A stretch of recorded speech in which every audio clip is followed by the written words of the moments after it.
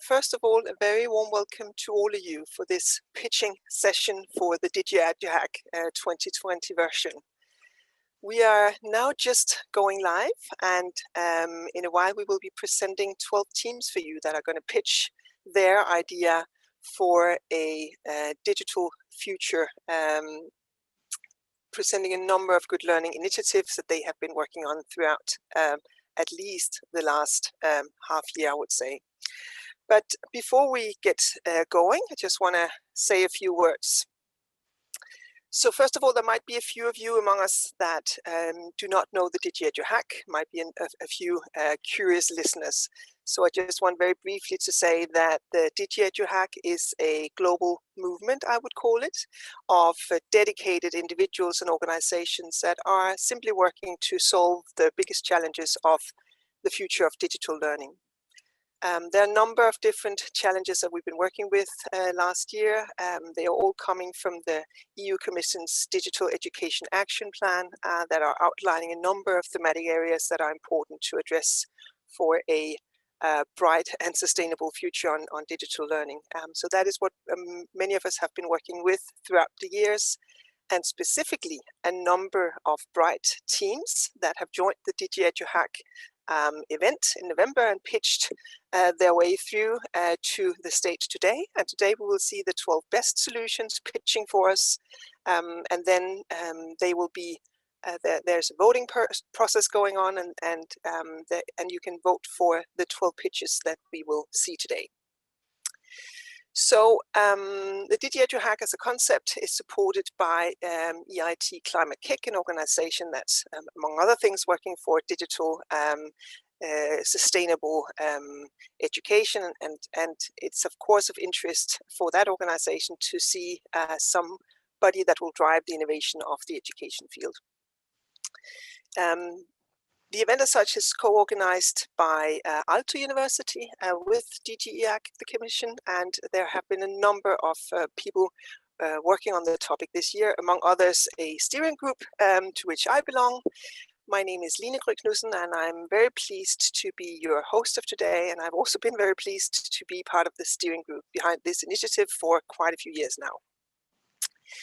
So in the interest of time, and because what we are all here today to do is to listen to 12 very cool pitches, I think we should just slightly move on.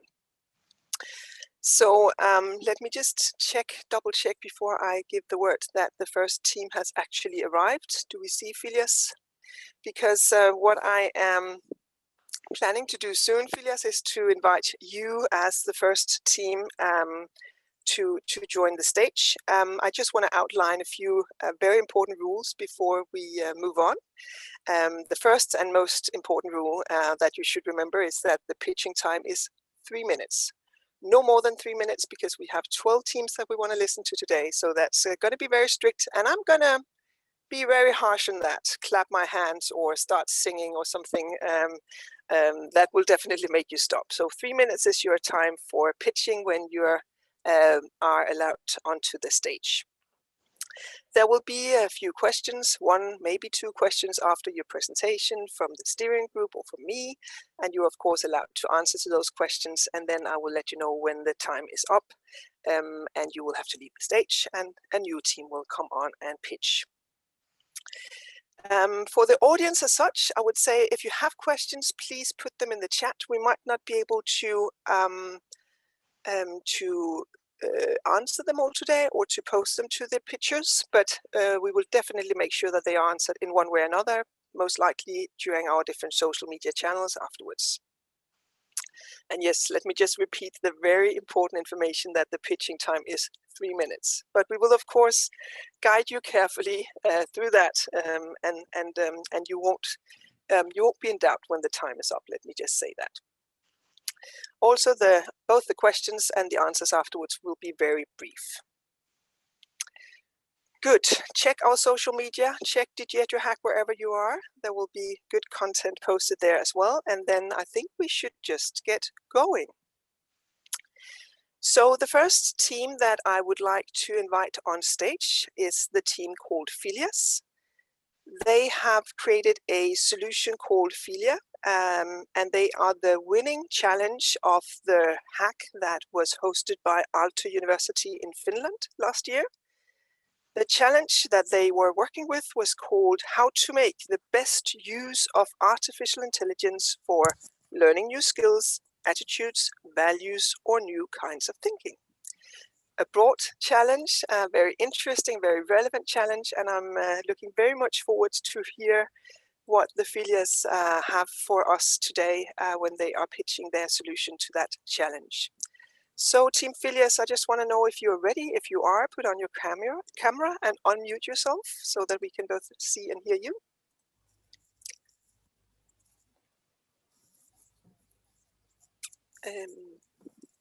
Yeah, seems like you are all there, right? 4 people. Right. Good, sounds good. Good to see you. Welcome on board. Welcome on stage. Thank you. Thank you for this great invitation. You're more than welcome. So I will just start my clock now. Floor is yours.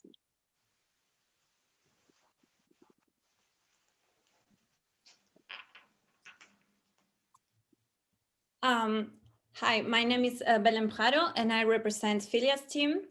Thank you very much for this great space and opportunity.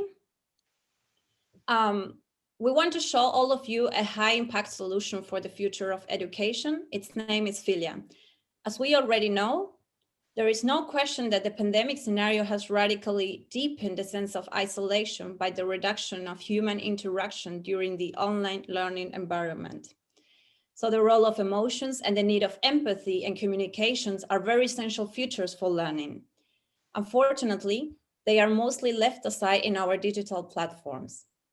So therefore, we want to solve this problem with the help of AI by integrating and implementing Philia. So what is Philia? This is an emotion AI based on anonymous speech recognition that, according to the acoustic data of the student's voice, it can detect its emotion and can offer to the student recommendations such as podcasts, videos, lectures, articles, or external links in a way that encourages, support, inspire, and motivates students during their digital learning process. So how this AI works? Philia adapts to any digital dashboard from any educational platform, and the students can log in via anonymous individual ID number in a way that, by doing so, it supports the AI ethic privacy principles. So once logged in, there are 3 steps to be taken into account. First of all, a listed menu to select all the digital tools in ongoing use will be displayed with the corresponding use frequency button. Secondly, once options have run, a pop-up window will be displayed where it says, "Are you still holding up okay?" and where the student can speak regardless of its semantic content. And this allows Philia the analysis of a speech signal by means of affective computing. Afterward, once Philia had identified the speaker's emotional state, the machine learning algorithm will offer personalized recommendation to the emotion at issue. So by providing this emotional database to the system, this allows Philia to lead to recommendations whether to overcome the present state or to reinforce the positive ones. So to conclude this presentation, I think the main question and responsibility we have ahead is it possible to create an empathic environment for all those students who are facing their studies in solitude or isolation? If your answer is yes, I encourage you to support the future of education and vote for Philia. On this note, I would like to end. Thank you very much. Wow, that was just on time. Excellent work. Really, really impressive. Thanks a lot. And a very good idea as well. Thanks a lot for that. I know that one of my colleagues, Simona, has a question for you. I'm wondering if you're here. You are there, Simona? Yes. Thank you. So please join us on stage and post your question to Philias. Hello, thanks a lot, Line. Thanks a lot to the Philias team. My name is Simona Petkova. I work in the European Commission, and I'm here today with my colleague Veronica Mobilio. We are both part of the team that is supporting the development of the DigiEduHack. So we are very happy to see from the teams and hear their pitches. So my question for the team in Philias is, first of all, I would congratulate you for this absolutely innovative solution. It's very good to see this very strong emphasis on empathy, on feelings, on support, on emotional support, and especially in that innovative way using the voice and the speech. However, have you thought about the privacy implications this might have, and to ensure that all your users have their data safe and it cannot be used potentially for further purposes? So that would be my very brief question. Thanks a lot. That was a brilliant presentation and pitch. Oh, thank you. Thank you very much, Simona. Yeah, as you will notice, I think the opportunity of creating this technology must be safe and private, of course, and this can be aimed in different ways. On the one side, the system will contemplate the student's consent, optional consent, and by login, it will do so by anonymous ID number. And on the other side, voice technology is in the way of AI innovation, because voice recognition technology offers higher security than other biometrics modalities. So this has two main benefits. In Philias database, everyone's data is combined into training data for one global model. So it does not actually contemplate their semantics, the content of what they are saying, but the patterns of the voice. So it's the acoustic data. And the system will, of course, increase its accuracy with the greatest database. So the greatest the database, the better its progress for detection. So I think the more diverse the inputs and the data points, the more likely it is that we can develop an AI that is secure and accurate for detecting emotions. Perfect. Thanks a lot for that answer. Very specific. Thanks a lot for that. And thanks a lot to the entire team for joining us and pitching your excellent idea. And while you get off stage and mute yourself and take the camera off, I just want to remind all of us here that the let's say the flow of the teams here is completely random. We have the 12 winning teams here, but the order of how they present today is made random by our tech guru Laurent, and I think he even wants to tell you how he did it if you ask him. But that's another story for now. We will now invite team number 2 on stage. That's a team called the Nurture 2, and I would like you to join me here by putting on your camera and audio, of course, as well. Nurture 2 Beetch Academy. There you are, 4 people in the picture. Nice and cozy. Hope you. Hello. And you're even keeping up with some distance, it seems. We're trying. There's actually 5 of us my God. here. That's how well we're committed to trying to do this. Perfect. I'm very pleased to have you on stage with me, and I'm just going to present your challenge before you get the chance to pitch. So you have created a solution called Inclutech that we're going to hear much more about, and you were the winning team of the challenge organized by Chatter in UK. And the challenge that you worked with for 24 hours was help to solve the challenge of removing barriers to learning for all. So please make yourself at home, and your pitching can start now. So hello, my name is Misha Coleman-Jones, and I've got with me, I'm Kimberly Jones. Hello, my name is Josh. And I also have Sienna and Leland. So Josh, Sienna and Leland are part of the Nurture 2 group, and we represent the Beetch Academy, which is based in Mansfield in the UK. So the Beetch Academy is a special secondary school for pupils aged 11 to 18 years old. So we know that many people, particularly those with neurodiverse conditions, have sensory issues, and these sensory sensitivities can become a barrier to learning and engagement in the classroom. So one of the things that we thought about as a group is hypersensitivity to sound. And we thought about how that can increase anxiety and prevent us from being able to process the spoken word and instruction, and prevent us from being able to retain new knowledge. Increased anxiety can lead us to meltdown or shut down, where we feel we're not able to ask for help when it's needed. So once we identified that as a real problem, we started to think about what currently exists as a support. And we know that ear defenders are a common feature in special schools, or supporting children with special needs in mainstream environments, and that they can help the environments feel much quieter.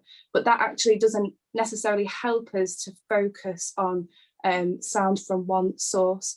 And we also know that in the leisure and tourism industry that headsets exist, but wouldn't it be great if we could combine the two features? This idea developed further, and we thought about adding buttons so a pupil can discreetly ask for help from a learning assistant or a teacher, or to flag to the speaker that they'd like to answer a question themselves or contribute to a discussion. So the headsets would be linked easily to an app, and it would, as a teacher or as a speaker, you can assign pupil names to a headset number. To make it personalised, pupils would be able to adjust headphone size and volume, and then that's really personalised to them. We feel that these headsets wouldn't just have a place in special education, but in all schools. So in my previous roles in autism education, I've worked with lots of desperate professionals in mainstream schools who really want to help their often autistic children and young people to feel greater included in whole school and class activities. So for example, a lot of children miss out on whole school assemblies, which is an incredibly important community experience. And I know some teachers refer to this context as an autistic nightmare. So we feel really determined to find a way to make this idea a reality, because if it was available now, we would be putting in an order for ourselves. And finally, Inclutech is all about inclusivity, which is one of our core values at the Beetch Academy. And what we feel we've come up with as an idea to overcome a big barrier in education, we actually experience on a daily basis. So we think it's incredibly relevant and important. Perfect. That was your 3 minutes of fame. It was wonderful to hear your story and hear you tell. Seems like you are a very dedicated person to this topic, so thanks a lot. And I now have one of my dear colleagues, Katarina, with me from DAAD, the German Academic Exchange Service, and Katarina has a question for you. Thank you, Line, and of course, especially thank you to Misha and your class at the Beetch Academy. It's amazing to see your determination and how you work to make education more inclusive, which is so important. Thank you. Yeah, Lina already said it, the DAD is also part of the steering group of the DigiEduHack, and we were also one of the hosts for the main stage event, in which Chatter also featured prominently. Yeah. So it's really good to see your solution among these finalists. So with your solution, you've already done a lot of incredible group work on your solution. How do you want to push this forward? What are your next steps? I think participatory research is so important today. The fact that they've been involved in the idea and identifying the problem and what really matters is really key. Our next steps would be, to identify who's going to help us develop that app and the tech. But for us, it would be really important that the same group continue to be part of that group, right from design to gathering research. We've got classes that heard about it and desperately want to try it in their rooms. I had a year 7 class today say, can we try it first, please? But also right through to promotion. We've got a number of schools in the trust and we would love to share it with them. That sounds amazing. All the best of luck to you. Thank you. Thank you. Perfect. Thanks, Katarina, for joining me, and thanks, Misha, for that answer, and thanks for coming here and pitching your idea, and good luck moving forward. While we welcome the next team and say goodbye to Misha and her strong team, I just want to remind you all that you can, of course, vote for the good ideas today. The voting process is still going on. The voting is still open, and it will be until the 28th of March. And you can go to the Unite website and Unite Ideas website and vote for your idea, and you will find all information on the DigiEduHack website if you are not fully aware of how that voting process is being outlined. Everything is there. There are prizes for the best winners. So of course there is a good reason to make sure that you let your voice be heard. Perfect. Thanks a lot. Let's move on to the next team. We will now invite the University of Oxford team on stage. And by on stage, I of course mean that you put on your camera and your audio. Seems that you're just in the process of doing that. So Ivan, Joss, and Will, have you all three with us? That looks good. Are you ready to pitch your idea? Yes, we are. Let me just very briefly then present what you've been working with, and then the floor will be yours. You have the very, very kind of easy to pronounce title that I need to read it. A short yet content-rich digital field trip. Sounds really exciting. And you've been working with the challenge by the University of Miskolc in Hungary, solutions for a virtual geological exploration field trip or short internship. That was a challenge. That is definitely a challenge. So we are very curious to see what you've come up with. The floor is yours. Thank you. So yes, firstly, apologies for the incredibly unimaginative naming it, but so our problem was that in coronavirus, when we can't meet up with other people, there is this deficit in geology education that people aren't allowed to go on field trips. They're not getting hands-on geological experience. So we put together an idea for a field trip that could be run virtually, and this would help with filling in that deficit. And we thought it was an opportunity to improve field trips in general. We incorporated lots and lots of modern technology so that the students that be taking part of this, the geologists of the future, will be far more equipped when going into industry. This technology includes 3D photogrammetry, virtual thin sections, virtual stereo nets, which are projections. And using technology such as drones as well. We divided the field trip into 3 parts, which are 3 essential fields of geology that they would get a lot of experience on. We chose the Isle of Elba as a great case study to learn about lithologies, structural geology, and economic geology. And this model can be applied anywhere. So a university only needs to take the format, get the measurements, get the data, and just run it straight away. And it's a really easy to use format. Now, there's 3 main benefits, I think, that this solution provides over in-person field trips going into the future, and what really makes this idea competitive. The first of all is sustainability. But usually when you go into the field, 30 members of a class will knock an outcrop into pieces, whereas this field trip, you only need 1 sample. It maintains the beauty and it maintains the outcrop. The second, I think, is accessibility, which is incredibly important and getting more important into the future. First of all, this is far, far less expensive to run for the students and to take part in, which I think is fantastic for less affluent students, and also for students with certain physical disabilities. This makes geological field trips, usually in mountainous terrain, easily explorable. The third is that it saves universities lots of money. It means that the money that is saved from not running an in-person field trip can be redirected to improving the education of the geologists of the future evermore.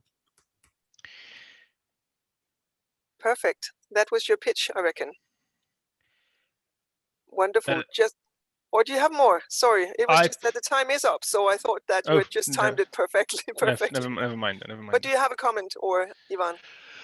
No, I was just wanted to tack on to the back of this, that this is also an opportunity to expand this sort of global scientific collaboration, because once a trip like this is made, it can be shared between universities the world over, whereas for obvious reasons a normal field trip can only be enjoyed by students of the university that made it. Perfect. That was good to get that highlighted for sure. Thanks a lot. So thanks for telling your story here. I know that I have one of my colleagues, Bart, with me also from the steering group. There you are, Bart. Good to see you again. Hello. I know that you have prepared a question for the team here. Yeah, first of all, good afternoon from Belgium, and congrats for your nice idea. I had to look at them once more this morning. And I have one question for you. Now, in general, we're always happy that learning connects to real life, and a field trip, of course, is something that is really connecting to what's there outside. But I have one question. As I said, normally field trips are activities where learners can collaborate. When you go somewhere on a field trip, they can work in small groups. But how could this collaboration take place in your solution? I'll answer this if that's all right with the rest of the team. Well, it depends on the particular setting, because in coronavirus times, or times similar to the present, it would have to be, through breakout rooms, for example, on something like a Zoom call, which we've used in more conventional so-called virtual field trips in our course. But of course, this isn't just limited to these times. It can very easily be used in more normal times when students can meet in a classroom setting, where sort of small group collaboration is easily done. In that case, the advantage still being that these trips can be used to reach places that students couldn't otherwise get to, because they are very remote, like a lot of interesting geologies in Greenland, but you can't really send a class of students there, or indeed off-world. If there was enough interest, you could probably, with modern technology, even make a field trip on the Mars. So. Okay, thank you. Amazing. Well, the sky is the limit, it seems, to these Not teams even. here. Not even. Not even. The sky is our playing field. Wonderful. Thanks a lot for those answers and for joining us here today. Excellent idea. Excellent work. It was a pleasure having you here. Thank you. So while we say goodbye to the team that just pitched, I will be welcoming the next team called Learnflix, and you are more than welcome to put on your cameras and join me here on stage as I present you briefly before the pitching time is starting in a second. So the Learnflix and Chile team has created a solution called Learnflix that has been winning the challenge organized in Germany by Hochschulforum Digitalisierung, by DAAD that we heard from before, and AI Campus. So 3 strong German partners that joined forces and hosted a hack last fall. The challenge that they gave up was, let's hack the digital winter semester together to identify a way forward for higher education institution in these uncertain times. And the Learnflix and Chile team won the competition, or came up with a solution there. And now we're going to hear your pitch for an idea. So you have 3 minutes, and I will start my clock now. 3 minutes. So thank you very much. So yeah, it was a year ago that when universities turned their on-campus life into virtual learning. So what happened was that a lot of teaching was immediately converted from campus teaching into virtual world, and a lot of lecturers started using asynchronous video teaching, which is great for flexibility, because you can pre-produce your lectures and students can consume the lesson whenever they like, whenever they have the possibility, technical capability. But there's a big downside to it. Next slide, Caroline. Because now you can watch your video, but you're pushed even more into isolation, because you're sitting at home in front of your computer and you have one around you can talk to. But this was the starting point for our idea, because you don't want to desperately try to make sense of all the learning content you get at home alone. So we had the idea of, why not finding a solution that students watch videos together and can connect to each other. Next slide. We were lucky to find a very multi-university, multi-academic team with different backgrounds. So we have students from computer science, psychology, and media design all came together in our team and started working on the idea and question, what can we do to bring students together in watching online learning lessons, but still being connected and have the chance to communicate. Next slide. So the idea we had was that when we can watch or can use the videos we already have in our management system at university, so students can watch them together like they do, for example, when they use a tool like Netflix Party, where they watch a movie together. But we have to enrich it with a few features that are not there when we watch a movie.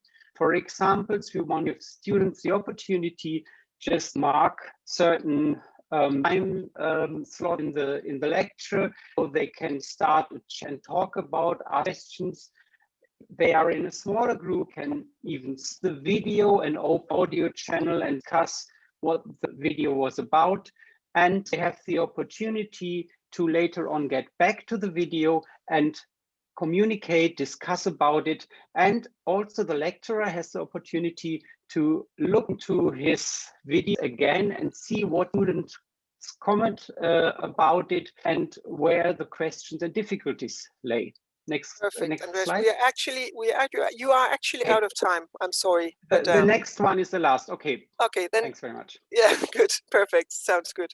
Yeah, we do have quite a lot of teams today, and would like to stick to schedule. So thanks a lot for speeding up a little bit. That was nice. But thank you for an excellent presentation. I know that I have my colleague Ariana with me. There you are, Ariana, from the steering group of the DigiEduHack. And I know you do have a question for the team, so there might be a... Yes, I do. Thank you, Lynn, and hello everyone from Zagreb. I have a question for this team here that whose wonderful presentation we have just heard, and an excellent idea. As a matter of fact, I have two questions I'd like to ask you. So you can choose which one you want to answer in 1 minute. The first one is about the management of the moderation of the posts and reactions. How do teachers moderate the posts and reactions of the users? And the second one is about the age of users. How young could Learnflix users be? And could we imagine elementary schools using this system? Thank you for your answers in advance. All right. So the team basically is not involved. The idea is that universities use Learnflix to watch the videos together. So they basically moderate it themselves. So they start a video like they would do when they watch a movie together, and then they organize themselves into groups. And if they have questions or if they interrupt, then they basically do it as a team. So the main focus is on smaller groups, for example, like 4 to 8 students, so that they can do it as a learning group as they would do in university. For example, after a lesson on the campus, we sit together and probably go through the slide again and discuss what the professor just taught them. But I can imagine also using it for, say, secondary school and probably also elementary school. We thought about this yet, but it's an option, certainly. Thank you so much. Perfect. You're welcome. Thanks a lot for a good question. Thanks a lot for a good answer as well. And thank you for joining us here on stage Learnflix. It was a pleasure having you with us. Thanks very much. And sorry again for the technical problems. That's how it is. It can happen to us all. We could hear and see you, so that's good. I just want to remind you all, and specifically the broader group of listeners out there, that there is a chance still to vote for any of the idea that you would like to see among the winning teams. And you will do that by going to the United Ideas website, and you can find all the information on the DigiEduHack website if you don't know yet how to do that. So just bear in mind, no decisions are made yet, and no decisions are made today. We still have some days to cast our votes and make sure that the best team will win, or the best teams. We actually do have a few winners.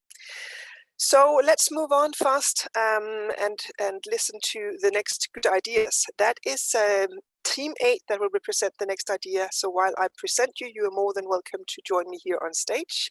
Or I think it's only Camilla, right, that I will have with me. So here you are, welcome. Let me just present your challenge briefly, and then you will get your 3 minutes of fame just afterwards. So your idea is called Educators Lounge, and it has been the winning challenge of the hack organized by the Ministry of Education, Youth and Sports in the Czech Republic. And the challenge that they put forward and that you worked with was sharing good practice and inspiration for better education. So that's somewhat of a challenge, and we're very curious to see what you came up with, Camilla, to solve the challenge of making education even better. 3 minutes starting now. Floor is yours. Thank you. So hello to everybody from Prague. Our team has 5 members. I will be presenting the idea. As you mentioned, it's a educational lounge. And the idea is to create a social platform for teachers where they can share their learning materials and to create something between Facebook and Pinterest.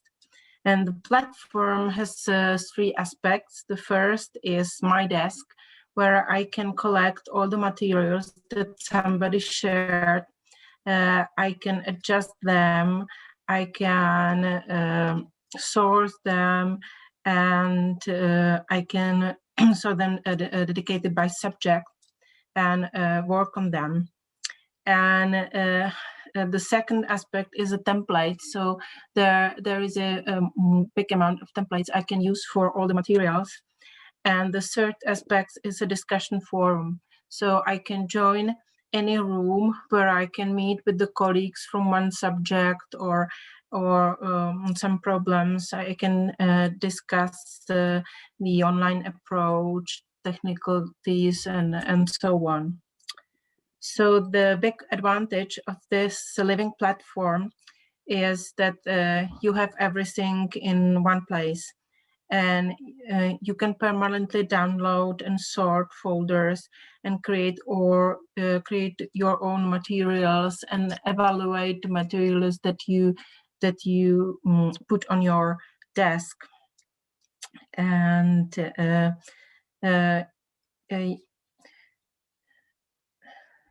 So the big advantage is that you share materials and you spare time for preparation.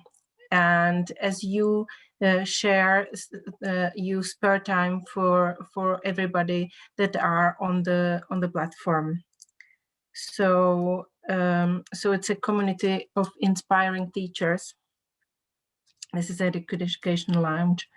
And what we have to think is about how to motivate the teacher and how to improve their digital skills, and of course the IT development, which is because the thing is robust, is very complex. When you join all the materials and applications so that it works together. So that's it. Wonderful. Just in time. Very nice prepared. Thanks a lot, Camilla, and thanks for an interesting idea that you've put forward to us here. I have invited one of my colleagues to pose a question to you, and that's Mark. Mark Brown, are you with us?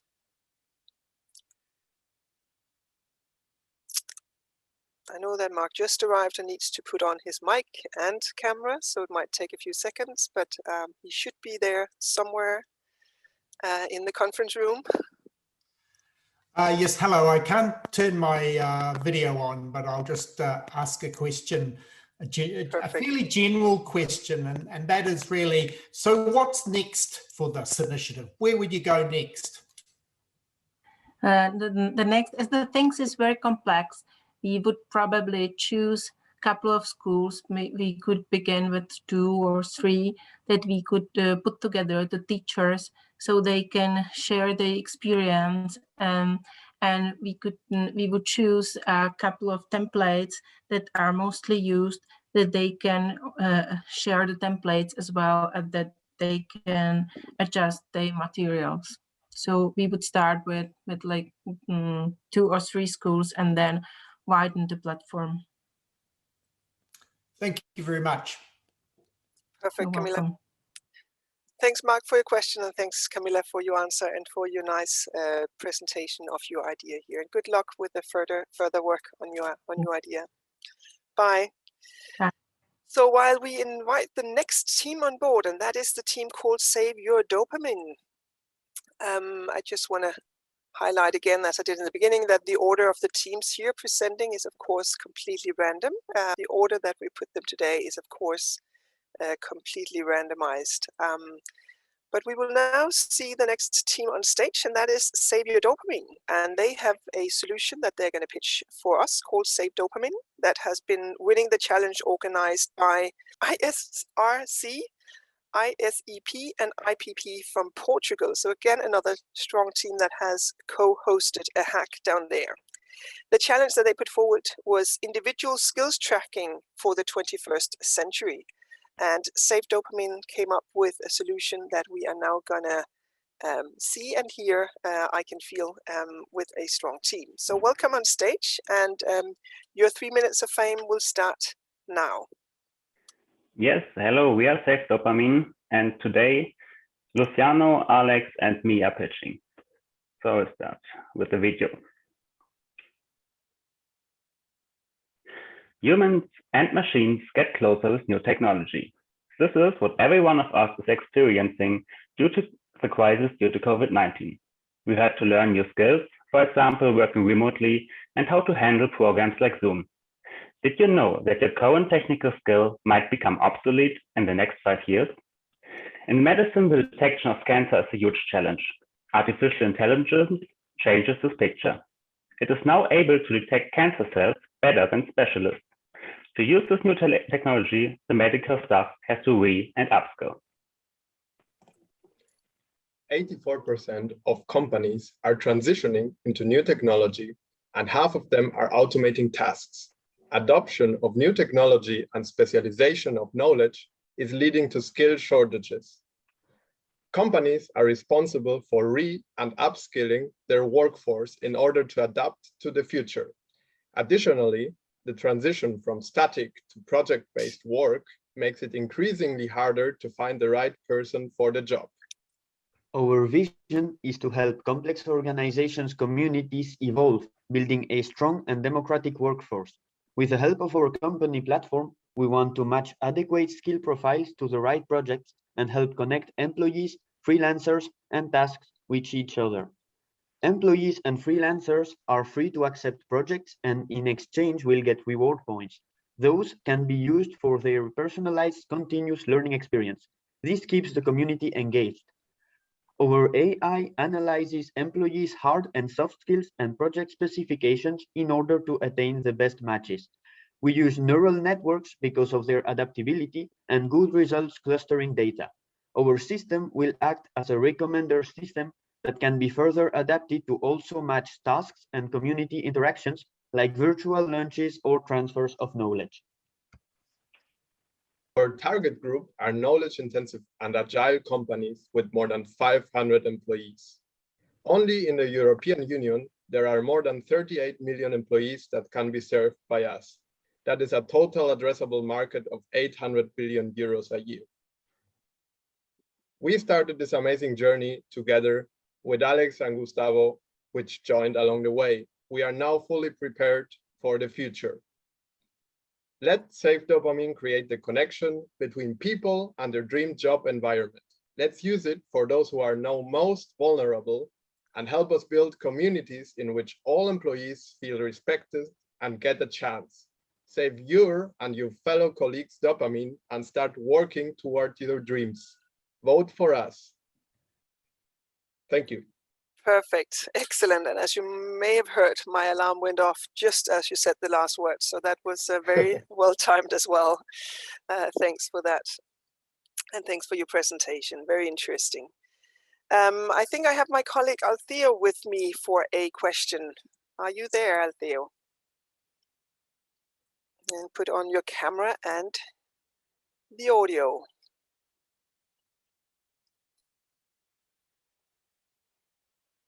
It seems like he is not here. So, you know what I'll do? I'll just pose a question then. If I have been waiting for this moment because I have so many questions to all of you. I've been through all your ideas and I'm basically just holding the mic. So now it's my turn. So one thing that I've been wondering going through your idea is, do you also evaluate, let's say, the skills that people hold when they enter the system, or is it only the ones that they kind of gain through learning? Can you also kind of give a baseline, so to say, of people? Yes. So the idea is aggregating different data. So data that is already in the systems of the company, but also data that the own employee can, of course, update. So when you first enter, you can put in your CV. We will read it out directly. We will filter it for keywords. And then we will analyze also how many years, for example, you have done some task. And this will also count towards the hard skills, for example, that you have. For the soft skills, there is also the option to analyze things like implicit skills that come with certain projects, like leadership skills. Let's say if you are managing a project, or if you can attest to some like previous work that has given you like these skills. And of course you can also put in all kind of links that we can then analyze and extract data from. So for example, you could put your Kaggle in, or your GitHub if you are a data scientist, let's say, and then we would just take out of there your kind of projects that you do and how much you interact with the community, for example. So it's very interesting also to see how much an individual is capable of learning. So that will be one of the most important skills in the future of work, actually. Perfect. I don't know if that covered your question. It did. It was very extensive. Very, very good. Thanks a lot. Very for that. honored to have been asked by you. Oh, you're welcome. Thanks. Thanks a lot for joining us, and thanks for presenting your idea, and good luck with the further work on it. Thank you. So as we say goodbye, you're welcome. As we say goodbye to the Dopamine team, let's welcome the Believe team on stage. So please put on your cameras, and you already have. You're just in time. There you are. Wonderful. Good to see you. So I'm just going to give a very brief presentation of your idea, the challenge you worked with, and then the floor will be yours in a second. So the Believe team has created a solution called EduSex.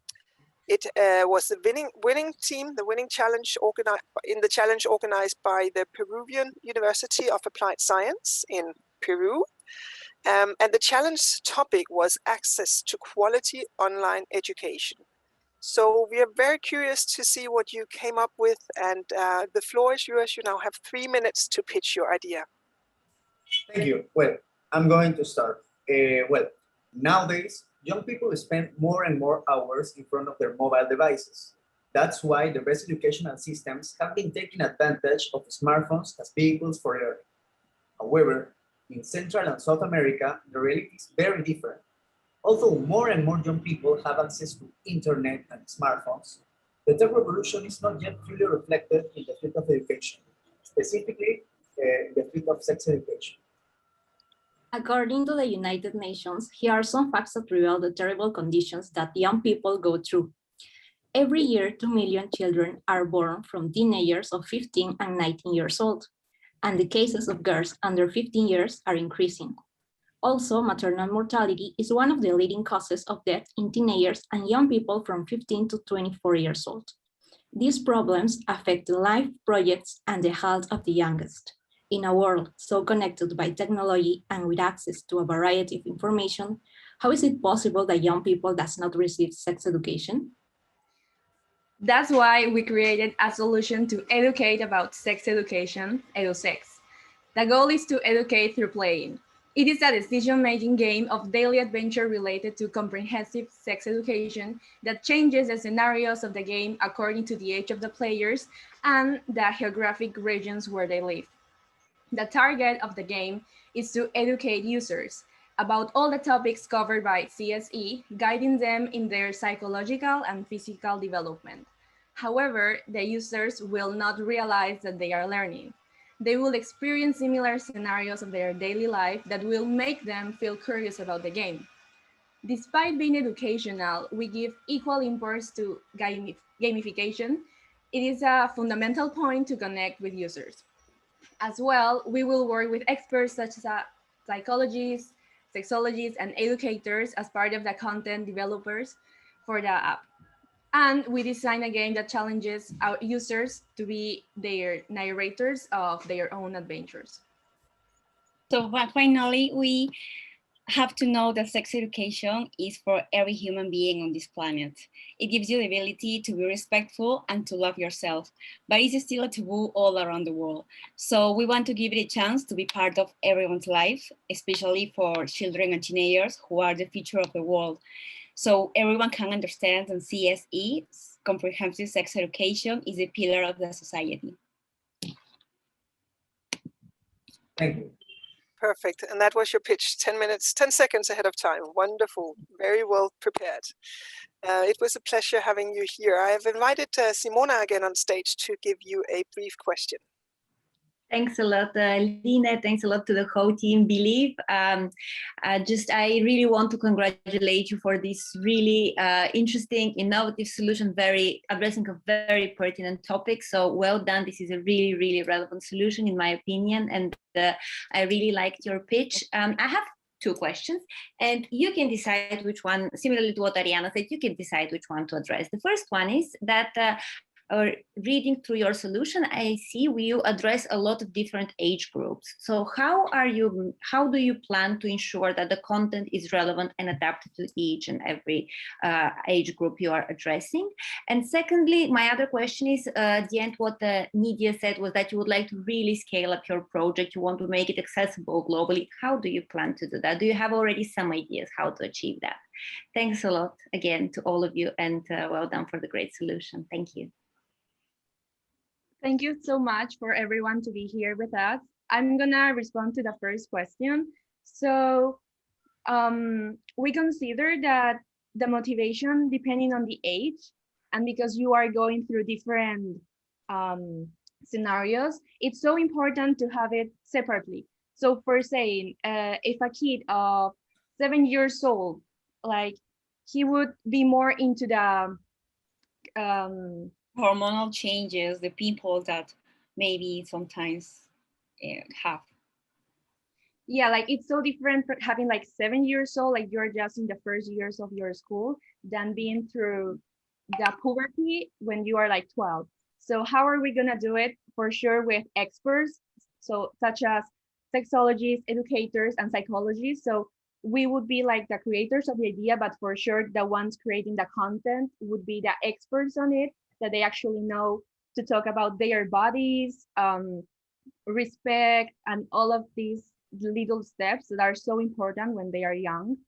And it's so different than when they are 18, that they are more into different topics, but still like consent and all of this, it's so important, but it's so different related to your age. Yes, we will use logging, register logging with the age of our users in order to categorize different content and different scenarios according to their information, in this case, their age.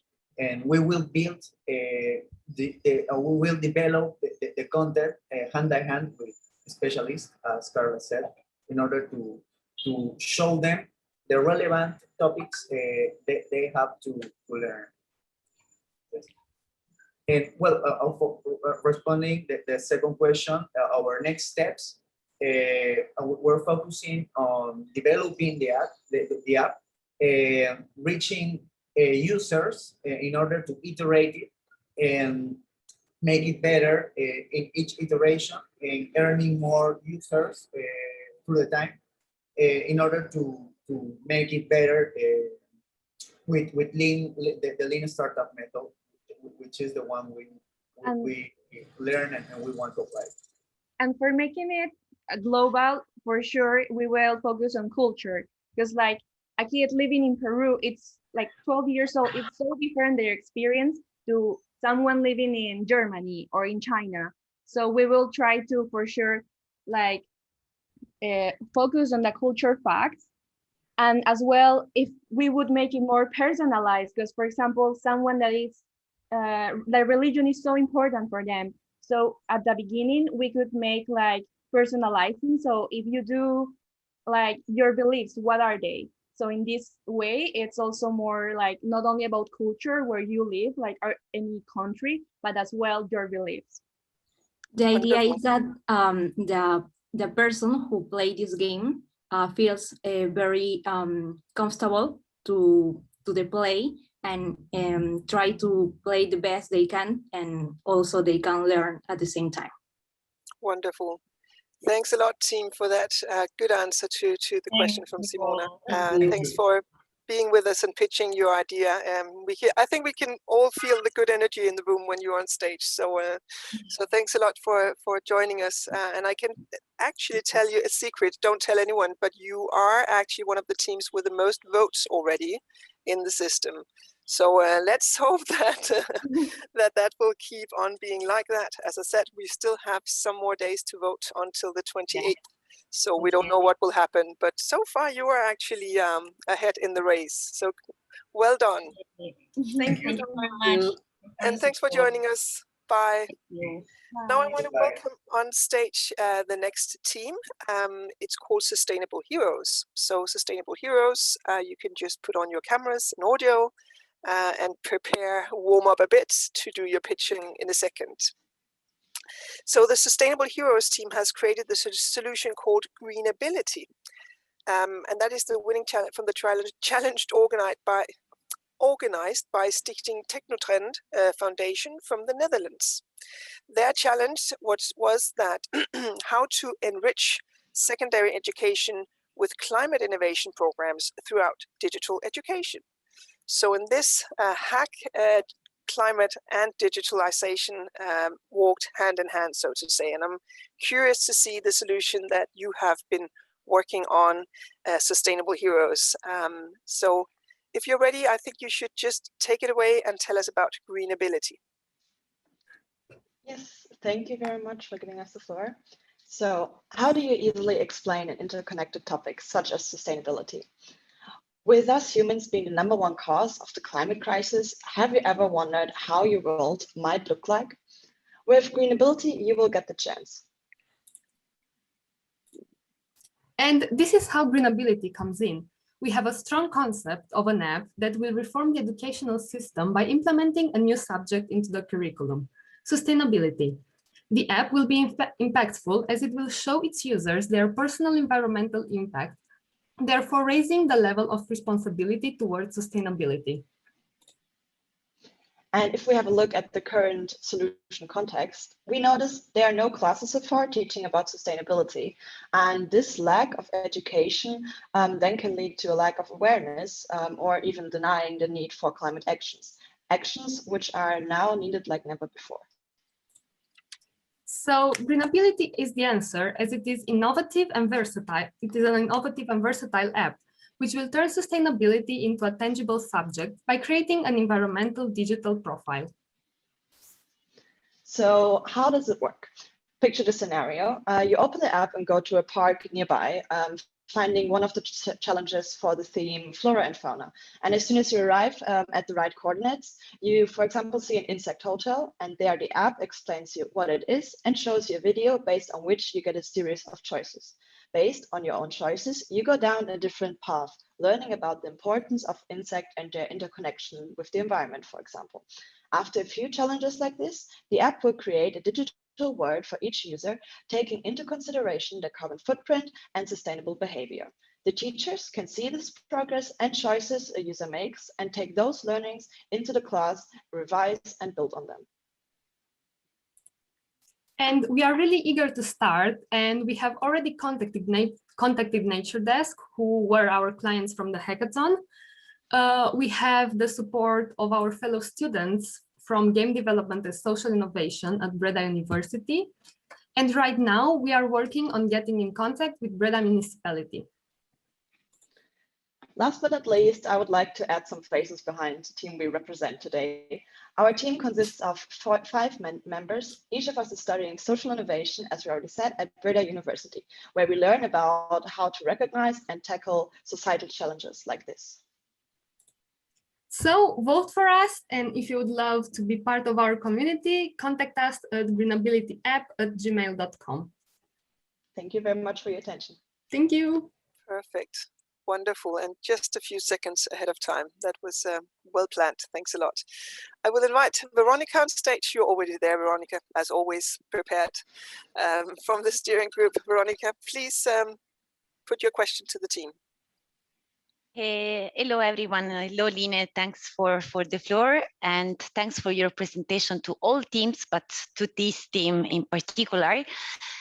Sustainable education is, I'm speaking from the Commission side, a very important topic, both from a policy point of view and practical point of view. And I actually have for you two questions which are very, very much connected to each other. As I said, it's an important topic, but somehow emerging in the educational landscape. So what are you planning to do to actually convince schools to use your app? And together to this, what is, let's say, what are the incentives or the kind of elements that you are planning to put in place to make sure that the people using the app and using the game will actually transfer positive behaviors into the real world? Well, I will first answer to the first one, so I can connect it to the second. One of our team members is the daughter of a few teachers, two teachers. So we would first like to get in contact with them and see if in their school we can first implement it.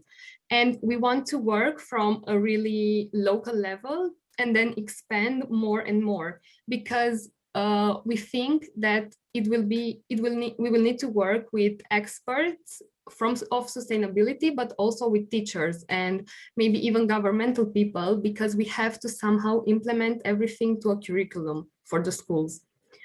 And then to answer the second question, I think that, yeah, by working with these people, we can ensure that by having, as we said, those periodical, I wouldn't call them tests, but evaluations of the kids, we can ensure that they can learn from experience. And then usually by learning from experience, you are applying it to real life.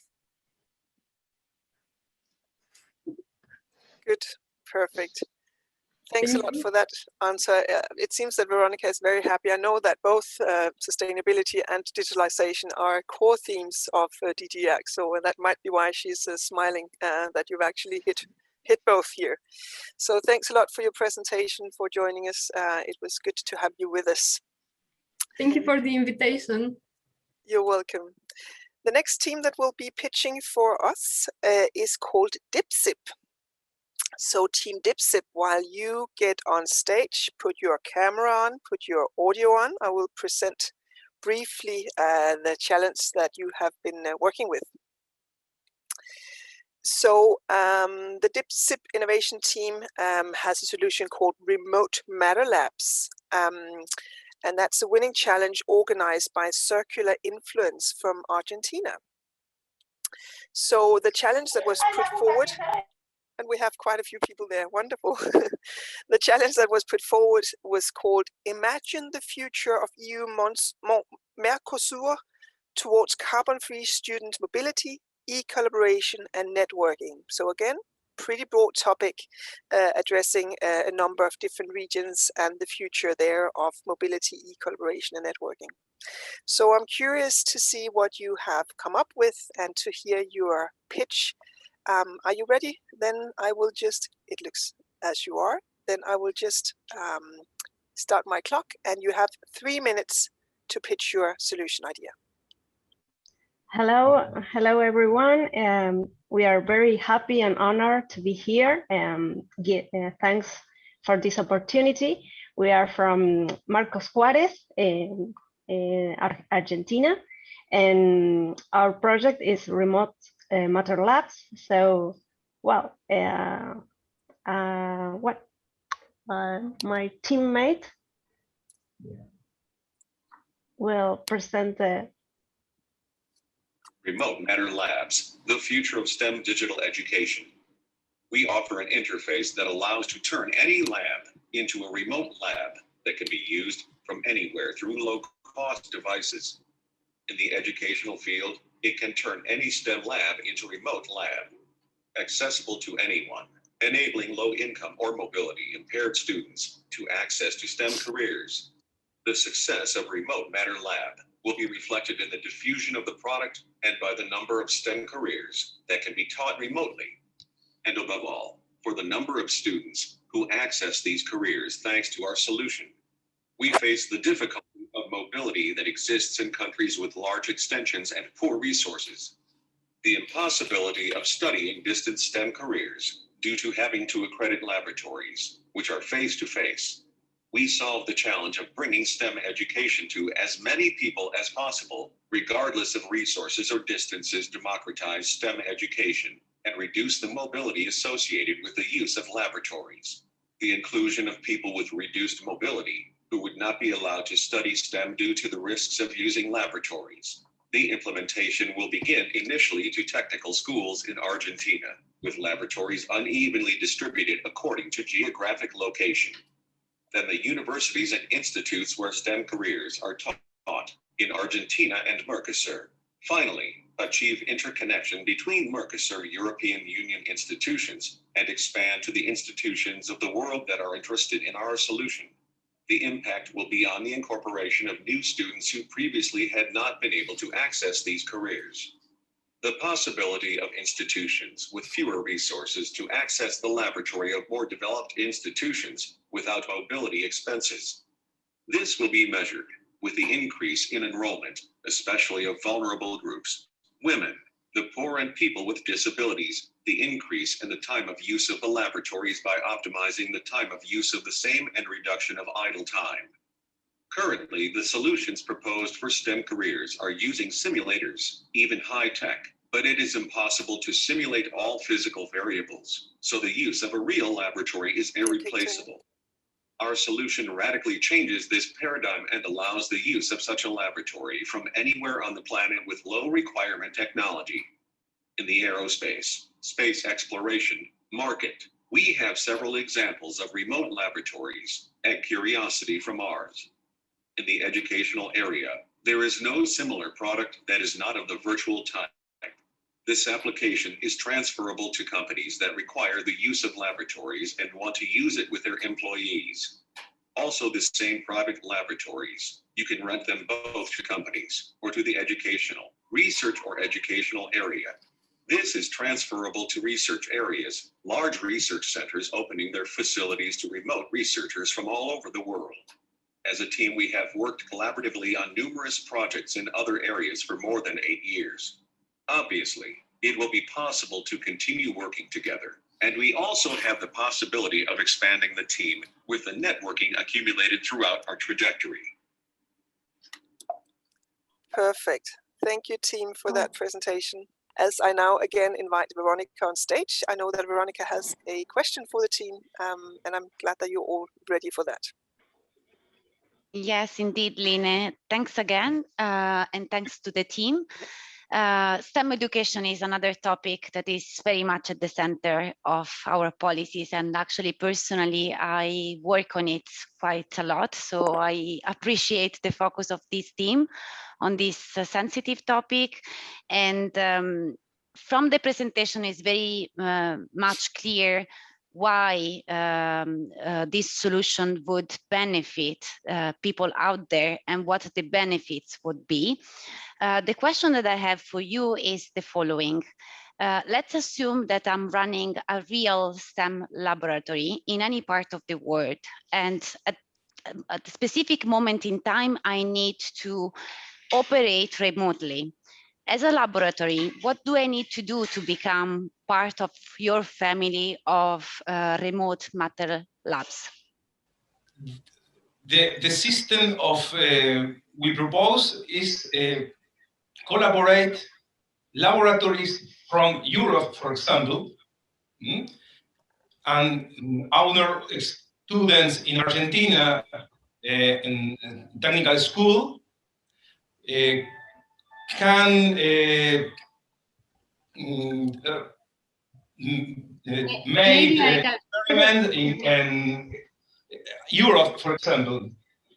Maybe I can answer the question, Diego, because I know exactly what's your idea. Actually, if the institution does not have any type of technology in place, then it's very easy. They send a kit with different elements, like a CPU, a board with some sensors, and a camera that allows the user to see what is happening in the laboratory and also record what it does. If there is no technology in place, an evaluation has to be made in order to adapt the remote matter lab module to the technology that the laboratory has, and they will develop an interface to adapt this to what is already existing in place in the lab in the other part of the world. But this is a totally feasible solution with very low cost for the institution. And basically the cost of development for the educational institution is approximately 1,000 euros. And for the student, it only requires internet access and the download of free remote control software. Perfect. Thanks a lot, Juliet, for jumping in. I know that you've been with the team all the way through, so good to have you there as well. Is there anything else you would like to add? Yes, actually, if the labs, for example, this technology, if something goes wrong, as in the real lab, if the lab has a problem, it triggers an alarm to the lab assistant to review the failure. When this alarm is triggered, then everything is shut down. Also, the system has a permanent video camera. The student himself can activate the alarm for the institution that provides the laboratory. There is an interface that limits the possibility that the student has to carry out dangerous actions. In addition, the laboratory protocols are followed. There's also the importance of the disadvantages that what the existing technology has, because there are already simulators in place, but they don't take in account all the variables that from a real environment. So because of the speed of executing computer program instructions and the capacity of processing and the computer performance will not be the same as in the real environment. Okay, so basically, okay. Good. Sorry, I thought you were stopping basically, actually, the students learn from mistakes. Students, they learn from mistakes, and with simulators now they cannot learn about this. So the opportunity to learn from mistakes is reduced with the simulators, and they don't give the opportunity to the student to experience, to make mistakes and learn from them. Perfect. Thanks a lot for that explanation. I hope, Veronica, that it answered your question. And I just want to say thank you to the team as well, Silvina and Diego. It was a pleasure having you here. And thanks for joining the family and the movement. And good luck with your further work. Thank you very much. Thank you. Thank you so much. Bye. So again, please remember to go and vote for the idea that you like the most as we go through all the 12 potential winners today. It's important that we all go there and make our voice heard. I now want to invite a team called Team 4 on stage. And Team 4 is joining us with an idea called OK Proof. There you are. Are you 3 or 4 today? 4. We are 4. 4. Yes. And you're all 4 here. Okay, perfect. I only see 3 so far, but I do see something really interesting though. Looking good. So the team has been working with a challenge and a hack organized by the Hub in Reggio Emilia in Italy. The challenge that was put forward was emerging technologies for education, and we can certainly see that you're taking it into the future. So that looks really nice. Are you ready to pitch? Then I will just start the alarm or the clock here. Yes, we are ready. I saw a thumb up. 3 minutes. The floor is yours. Go ahead.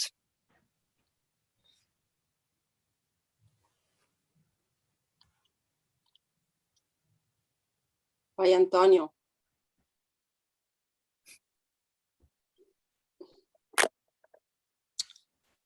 Antonio is a good guy. However, in the afternoon, he will try anything to put off doing his homework. The difficulty for him, just for many students his age, is that in the afternoon, they are left free to manage their study sessions with so many distractions around the house. Ring. Antonio, it's time to study together now. It's 3 p.m. Non ti sentiamo, Antonio?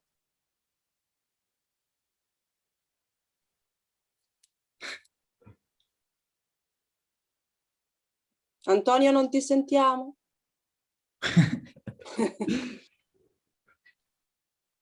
Just a little problem. We can hear his body language. So okay, so I can do also the voice of Antonio. Okay. Oh, come on. I've just begun to play. It was a long... Yes. Antonio? Okay. Okay. Come on. This was an horrible day today. That's cool. And I also quilled with my girlfriend. Okay. Okay, Antonio. So let's start with 3 minutes of breathing exercise so you can relax and focus on what we have to do now. Okay. Okay, Prof is based on an alternation of study period and short breaks, using what is known as the Pomodoro technique. Suggestion for what to do during pauses will depend on the preferences initially expressed by a student during the profiling phase, possibly involving music, mindfulness, a brief spell of physical exercise, stretching, etc. Hope, Antonio, you can do better than that. Enough is enough. Antonio, let's study. Antonio, do your homework. Antonio, hop. You are worse than my mom. You are probably wondering, what are the difference between OK Prof and my mom? That you can switch off OK Prof, not my mom. Vote for us. Thank you. Wonderful. Thanks a lot, team. I like that last one. Yeah, some of us would like to have a button to switch off our mom, right? But that must be the next hack. Thanks a lot. That was excellent and very creatively presented as well. Katarina, are you there and ready for your question? Yes, first of all, thank you. I also loved your performance. I would really like to spend time with OK Prof. Yeah, looking at your solution and also at the presentation of your solution on the DigiEduHack website, I was wondering, have you already started a trial period with your app? Or how far is the programming of your app developed? Thank you. And yes, we are a team that we didn't know each other. We are all working. So after the hackathon in November, we continue to meet each other on video, of course, because we also are from different parts of Italy. After dinner, a couple of hours per week, we continued, and last night, doing these sketches, but before the sketch, we improved the idea. So the whole idea that started, of course, in November. We also contact partners to have some more details and more technical details, especially because none of us is in this sector. Okay, we are not programmers, or but we already find interest also from partners who would like to insert their proposals in those breaks that we mentioned in the sketch, because we know that it's important to have good distractions for study better.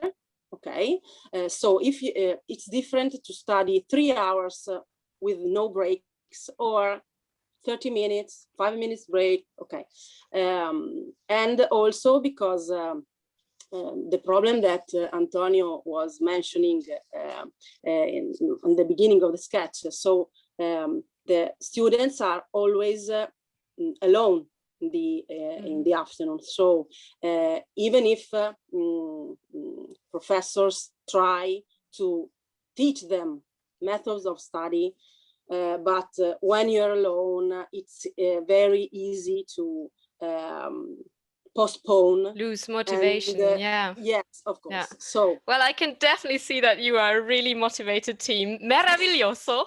All the best of you. I hope lots of people vote for you. Thank you very much. Perfect. Thanks, Katerina, for joining me, and thanks to the team for an excellent performance. Very impressive, and good to spark some new energy into this session today. So thanks a lot for that. Perfect. Now we will welcome next team on stage, and that is a team called the Sparkers. So while you put on your camera and turn on the sound as well, I will just present your idea briefly. The solution that we will now be watching is called Spark 20, as you can already see. It was the winning team in the challenge organized by Onage in France. Their challenge was Pimp My Course, invent your ideal higher education course using the best of what active online learning can offer. So I'm curious to see what you've come up with, Team Sparkers, and the floor is yours, 3 minutes. Okay, thank you. Well, thank you for having us. We're Spark 20, and we created a role-playing games platform for teachers and students. And we are a team of 4 teachers, sorry. And one of our problems during teaching with COVID and online sessions was this one. We had a simple observation. Basically, you had your students in the morning, but along the way, they would disappear and you would end up with black screens and teaching to the void. And we were wondering why that. Basically, when you're teaching online, you have difficulties to use discussion, practice doing, and teaching to others to maintain activity. So we wondered, how do you manage to engage both students and teachers? Our solution was a role-playing game system that can encourage everyone to participate. The basic mechanics basically are for students that are playing as employees, guided by a teacher, which is the game master there. He will count the adventures they are living through. And the decisions that are offered by students will be decided through a voting system. There is no decision tree as you can live in business games that are more traditional. There is no algorithm, so it allows more open-ended pathways. what does it look like? Sorry, it's only in French for now, but we started developing the platform, and it's a very simple platform. The idea is that everything takes place basically orally. You have the teacher who is counting, and then you have a chat, either on Teams or Zoom or anything you're using to teach. And the adventure is going to happen through what the teacher tells. We already developed a first scenario, which is based on internationalization of a small company. We're also developing a second one based on social responsibility, especially on child labor awareness. And the following ones will be developed with the community, both companies, teachers, and students. What's the benefits of our solutions? Basically, for teachers, it's placing them back at the heart of the teaching experience. They are more creative. They are having fun teaching through a flexible tool. For students, it allows immersion, creativity, and they also have fun learning, which is very important now, because playing is the heart of learning. Yeah, you did hear the alarm. Yeah, thank you so much. And this is your last slide, so that was perfectly well timed as well. Thanks a lot for your excellent presentation. It was a pleasure kind of going through it with you. It's my turn to ask a question. So I would actually like to understand a little better the scenarios that are developed in the solution. How do you plan to keep them, let's say, updated and related to what's happening in real life situations? Yeah, so just as it's made nowadays, when you have case studies created by teachers, you have new ones every month, every weeks. We have actually at the moment a strong community of teachers who are already creating new case studies every day. So the idea is for now to have the community produce new scenarios and share them online. Perfect. So that's the responsibility of the teachers, and yeah, we try to.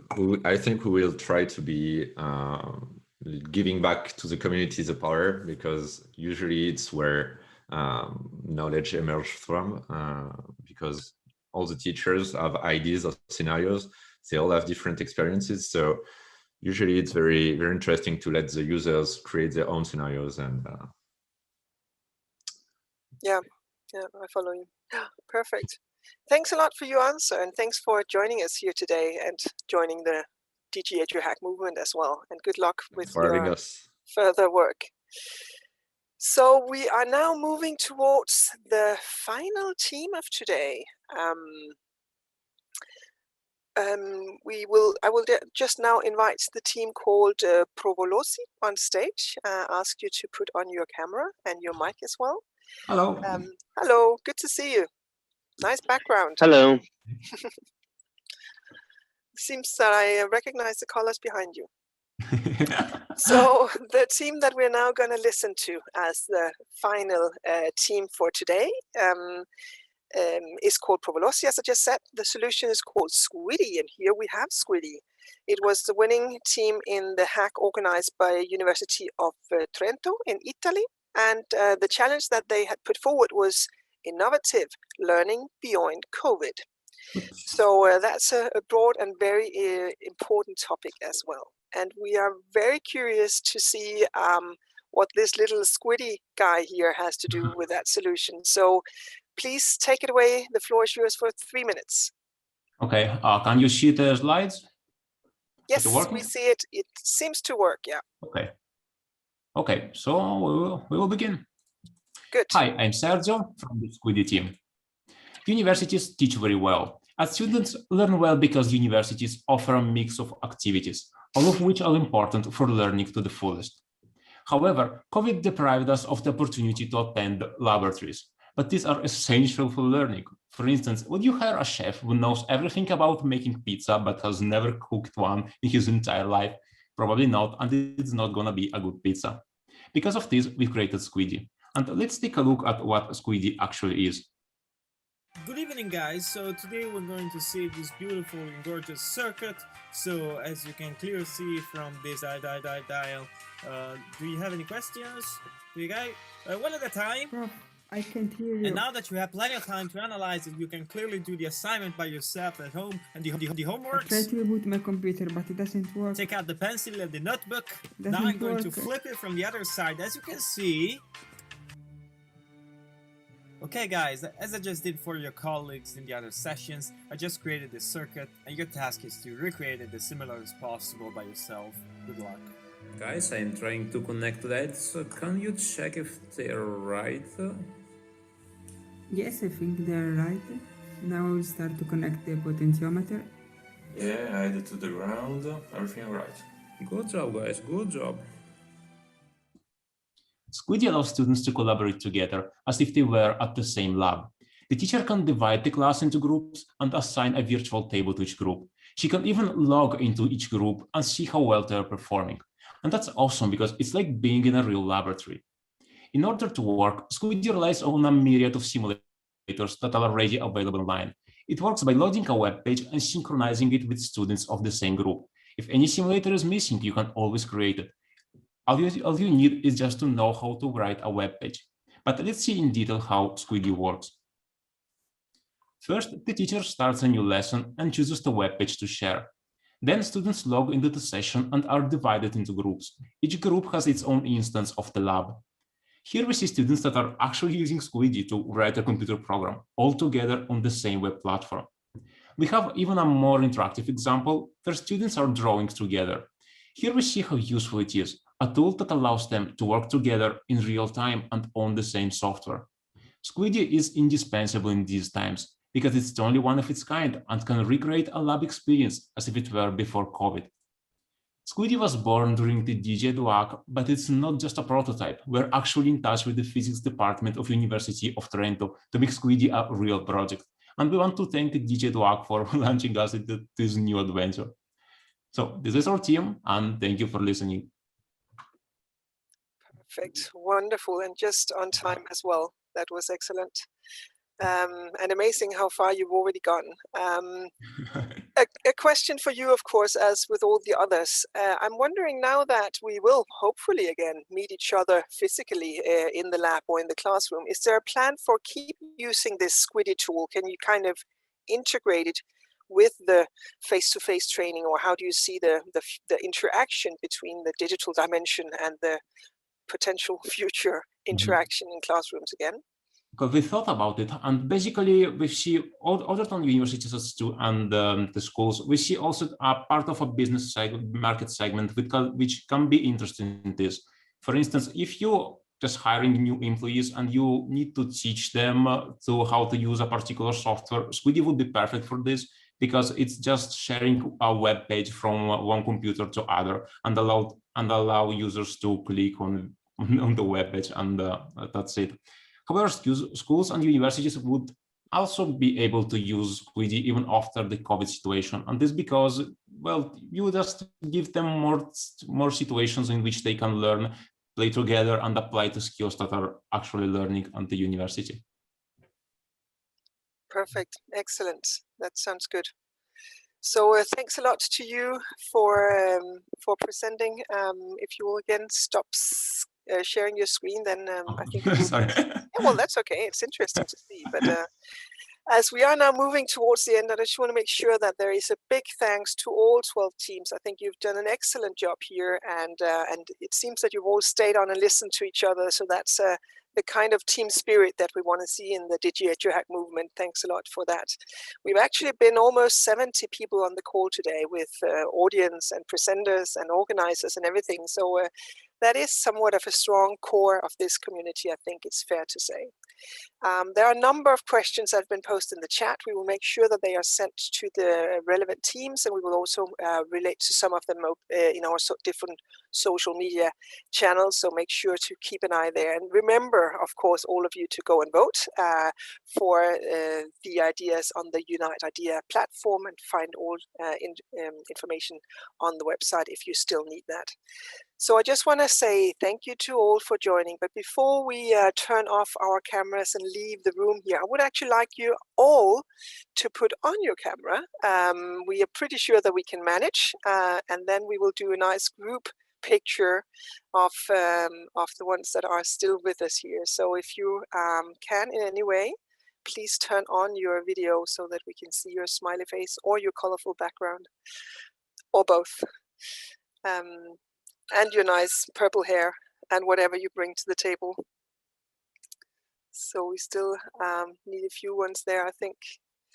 But otherwise, while the last few ones get on board, I think we should all just, you can put on your audio as well. And then I would like you all to join me in a big round of applause. Thank you to all the super cool teams here today.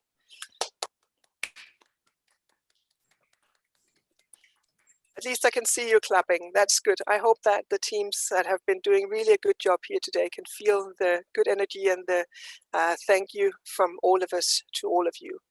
Please stay working with your ideas. There is so much good energy in what you've presented today. We hope to be able to invite you back for a next round of DigiEduHack. Keep an eye on the website and we will announce any news there.